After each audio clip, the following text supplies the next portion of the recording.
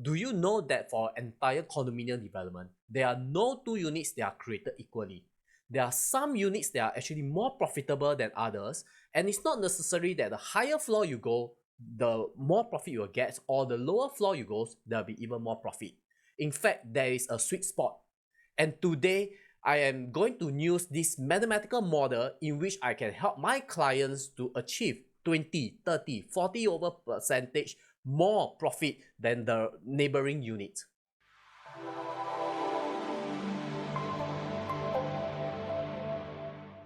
Now, before we can even find what are all the most profitable units in this entire development, the first thing you will need is actually the price list. And this you can actually get from your realtor.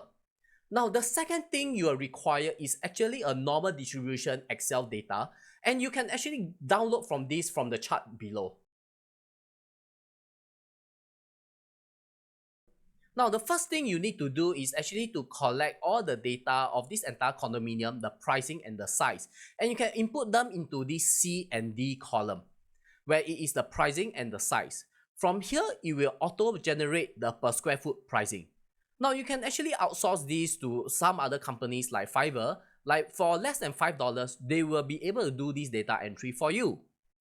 And after that, with this per square foot pricing, you must actually input all this into the B column, which is actually the normal distribution data. When you input all this data, do take note of the last unit over here, which is 496 in this example. So in this example, there is 496 units, and the number you need to take note is +1, which is 497. So of course, if you have more units, for example, if you have 500 units in this entire development, you will actually input in 501. Next, you will actually change the formula for the mean and also the standard deviation and also the 25 and the 55 percentile, these four formula. And you can see that the formula has already been given to you. You just have to change the last digit over here. So for example, if there are 500 over units, you can change this to 501. And it will give you the mean standard deviation. Now, automatically with this, it will generate for you the normal distribution data, and it will give you this graph. So let's interpret this graph. Now, through my research, okay, looking at multiple examples, I've actually found out that the most profitable units is actually between the 25th and the 25 and the 55 percentile of this data.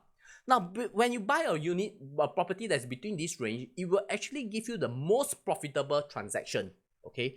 And now, what I'm trying to say is that this as an example of this entire development, you know that the mean is actually, or the average price is actually 1120 per square foot. But I'll advise my clients that you want to buy, I advise you to buy something that between 1098 per square foot, which is the 25 percentile, to 1129, which is actually the 55 percentile. With this range over here, you can have something that's actually very safe, okay? And looking at the 55 percentile, I would advise you that if you are buying something for own stay, you should be buying close to 1129 per square foot or lesser, but do not go over it. And if you are buying something for investment, where you want to buy something that's the cheapest, you should be looking at buying something that is 1098 per square foot, but not less than that. This will give you the highest possible profit. Now, there you have it. By using a mathematical model of the normal distribution of finding the 25 to the 55 percentile, and using my Excel, you can actually find out when you are buying a condominium development, is the price right for you? Are you getting the highest possible profit? So, if you like this video, please feel free to give a thumbs up or subscribe to our YouTube video, and it will actually help us a lot. If you do have any questions, please feel free to put in the comment section and I will definitely answer to you. See you in our next video. Bye.